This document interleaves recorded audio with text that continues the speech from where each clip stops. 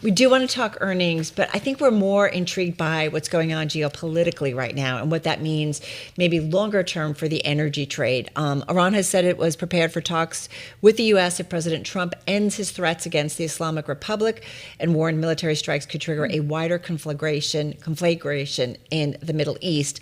What is the relationship between that and oil prices? Yeah, I think that what we're seeing now actually reflects more President Trump's threat to essentially institute some kind of oil embargo against Iran, and that's why we're actually seeing oil prices rise. We've seen this show before. We've had U.S. strikes against Iranian nuclear facilities in Iran, and oil prices have barely budged because really, unless Iran's oil facilities are going to be actively targeted, there really isn't much of a threat to the flow of oil in and out, or the flow of oil out of the Persian Gulf. But now we are seeing that President Trump is actually putting a kind of oil embargo on the table, that he's sending ships there. We've seen with Venezuela that there is a willingness to actually commandeer ships carrying Venezuelan oil. And so I think people are taking this much more seriously than they have other issues regarding Iran. So you mentioned Venezuela, and that's exactly where I want to go. The relationship between potential flare-up in Iran and the relationship between U.S. companies going after oil in Venezuela. Does it change the calculation that some of the super majors are going to make in terms of going to Venezuela?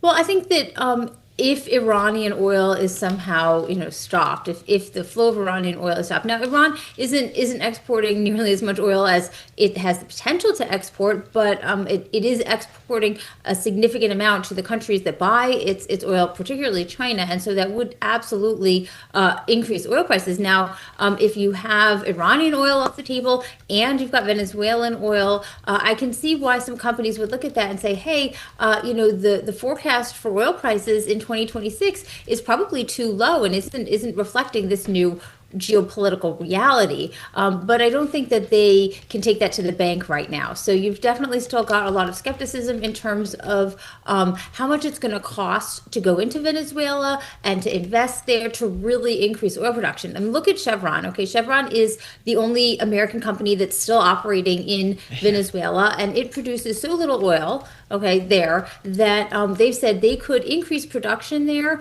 by 50%. Within the next 18 to 24 months. So that's 2 years. And that would only be about 120,000 barrel a day increase. So we're not talking about a huge amount of oil. To increase Venezuelan oil above that amount is going to take a lot longer and a lot more investment. Ellen, one thing I want to mention, Chevron's up 15% here in January. We know they reported results. Exxon is up about 17% here this month. What is the general macro environment? I mean, it sounds like Venezuela, not really going to be a factor for a while. And I'm not quite sure how we factor in Iran since, and so does anything really largely change when it comes to the macro backdrop for the energy trade, oil specifically?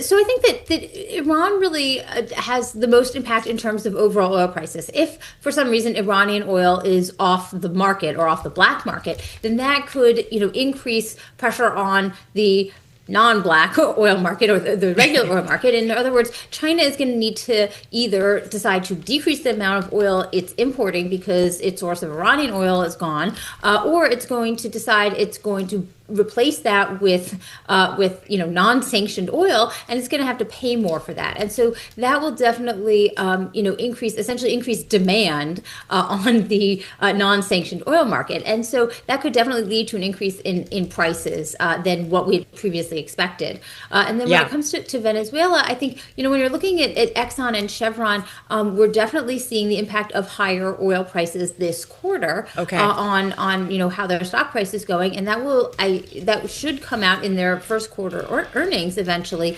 But the question of whether this is going to continue for the rest of the year is really remains to be seen, because it all depends on how the geopolitical situation plays out.